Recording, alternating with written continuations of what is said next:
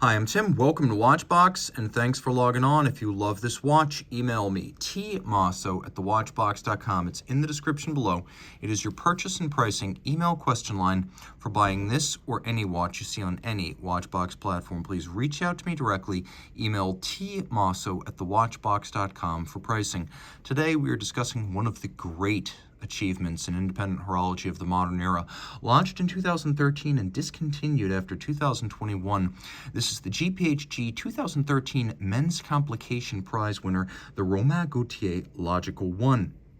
Now, this is part of the Heritage sub-collection of Logical One in glorious white gold with yellow gold gilded bridges and black enamel dials. So the watch in gold is 43 millimeters in diameter, 14.2 millimeters thick. It's broad across the wrist at 52.7 millimeters with a 22 millimeter spacing between the lugs. These watches were made in a period during which Romain Gauthier typically made 50 to 60 watches per year, and he did have other models, so you can begin to do the mental math and realize how rare these are. On my 16 centimeter circumference wrist, the watch fits, but I do believe that due to the wingspan of almost 53 millimeters, it's best to have a wrist my size or larger to wear this well. You can see down the barrel, it's not quite over the edge of my wrist, but it's close. And you can see those lugs are pushed right out to the edge from the top.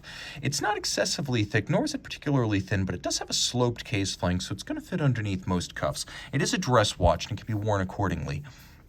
We have a sort of nubuck texture, velvety, large rectangular scale, matte black alligator leather strap. You can see these are large symmetrical scales, suggesting a very expensive cut of leather. We have a contrasting stitch in silver white with a folded edge on the bottom. It is calfskin, a brand new Romain Gauthier factory strap, and you'll note we have a matching buckle. The buckle, a reference to the fine finish of the watch, particularly the interior angles where the bevels meet.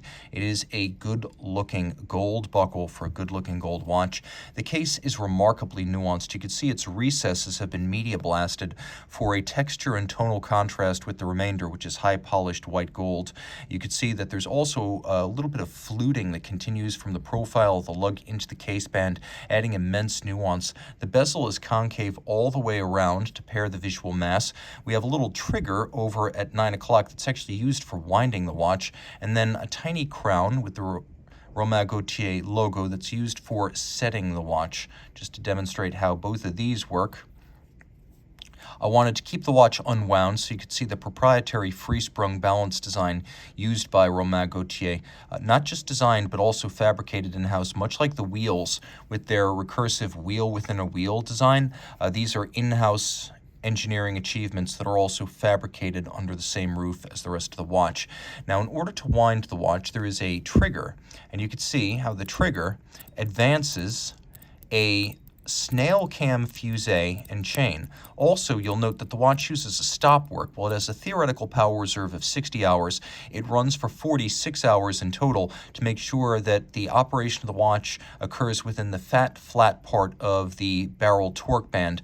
And because it always has a little bit of energy ready to start up immediately, you saw how when I pressed the trigger, that extra energy in the barrel immediately started up the balance. So from the first press of the trigger, your watch is running. Again, it's designed to only run when it keeps best time and always have a little bit of energy left to start instantaneously with the first push of the winding trigger. Now, you might note that this is a very unusual way to build a constant force fusée. Typically, a fusée is a hyperboloid structure involving a long chain that wraps up a sort of circular inclined plane. So as the barrel loses its force, the mechanical advantage of the fusée and chain will multiply that torque to maintain constant force to the escapement. The problem is that's a very thick system that requires a lot of parts. So Romain Gauthier is not a watchmaker, he's an engineer. He reimagined how this system should work. One short chain, black polished and fine finished, that internally contains its own profusion of pivot jewels. You can see, if you look carefully, that there's a sort of violet tint between the links. There are 26 ruby roller jewels inside that chain.